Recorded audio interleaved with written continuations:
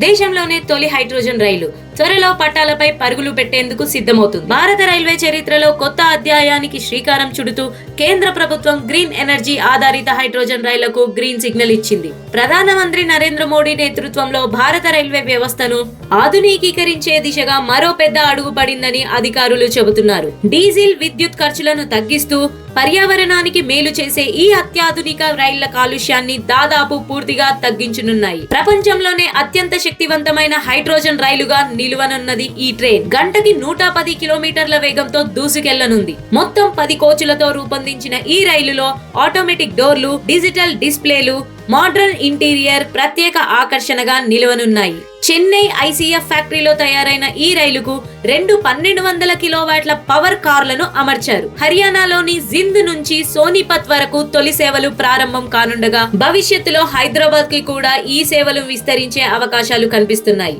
Germany తర్వాత hydrogen టెక్నాలజీతో భారత్ కూడా భారీ అడుగు వేస్తూ ప్రపంచానికి గ్రీన్ ట్రాన్స్పోర్ట్ లో కొత్త సందేశం ఇస్తుంది.